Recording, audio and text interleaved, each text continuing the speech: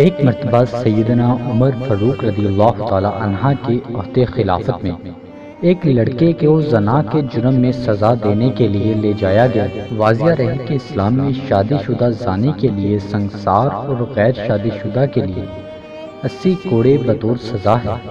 وہ لڑکا اونچی آواز سے پکار رہا تھا کہ میں بے گناہ ہوں، مجھے سزا نہ دی جائے۔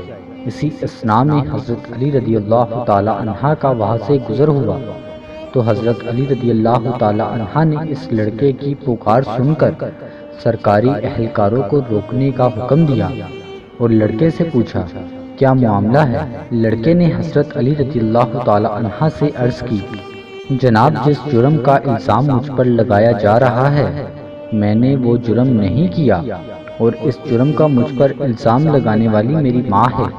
حضرت علی رضی اللہ تعالی عنہ نے یہ سن کر سرکاری اہلکاروں کو وہیں روکا اور کہا کہ اس لڑکے کی سزا فی الحال روک دی جائے، میں اس کیس کو دوبارہ سنوں گا، اگر یہ لڑکا گناہگار ہوا تو تب سزا دینا۔ دوسرے دن حضرت علی رضی اللہ تعالی عنہ نے عورت اور لڑکے کو عدالت میں طلب فرما دیا۔ حضرت علی رضی اللہ تعالی عنہ نے الزام لگانے والی عورت سے دریافت کیا کہ کیا اس لڑکے نے تیرے ساتھ دست درازی کی ہے اور وہ جرم کیا ہے جس پر تو نے اسے سزا کے لیے پیش کیا تھا؟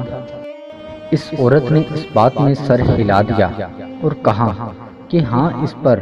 حضرت علی رضی اللہ تعالی عنہ نے اپنا رخ لڑکے کی جانب موڑا اور اس سے پوچھا کہ یہ عورت تیری کیا لگتی ہے؟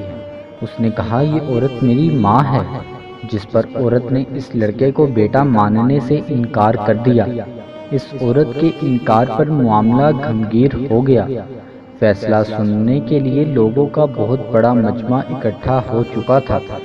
حضرت علی رضی اللہ تعالی عنہ نے فرمایا تو اچھا ہے اے عورت، میں اس لڑکے کا تیرے ساتھ اتنے حق کے مہر کے بدلے نکاح کرتا ہوں۔ تو عورت چیخ اٹھی کہ علی، کیا کسی بیٹے کا ماں کے ساتھ نکاح ہو سکتا ہے؟ حضرت علی رضی اللہ تعالی عنہ نے جواب فرمایا کہ تیرے اس دعوے کا کیا مطلب ہے؟ اس عورت نے جواب دیا کہ اے علی، یہ لڑکا تو واقعی میرا بیٹا ہے۔ اس پر سیدنا علی رضی اللہ تعالی عنہ نے فرمایا کہ کیا کوئی بیٹا اپنی ماں کے ساتھ دست درازی کر سکتا ہے؟ عورت نے کہا کہ ہرگز نہیں۔ تو حضرت علی رضی اللہ تعالی عنہ نے پوچھا کہ تو نے اپنے بیٹے کے اوپر ایسا گھٹیا الزام کیوں لگایا؟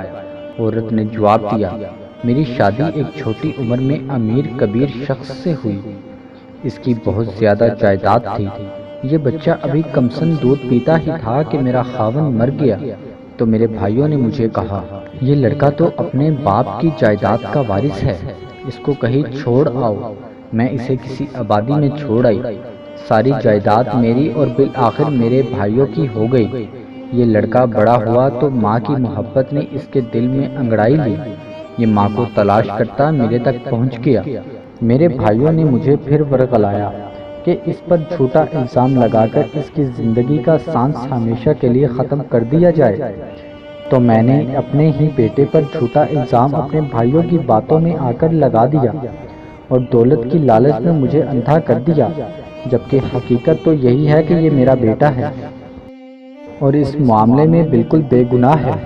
جب اس واقعے کا علم امیر المؤمنین سیدنا عمر فاروق رضی اللہ تعالی عنہ کو ہوا تو آپ رضی اللہ تعالی عنہ نے فرمایا کہ اگر آج علی نہ ہوتے تو عمر ہلاک ہو جاتا۔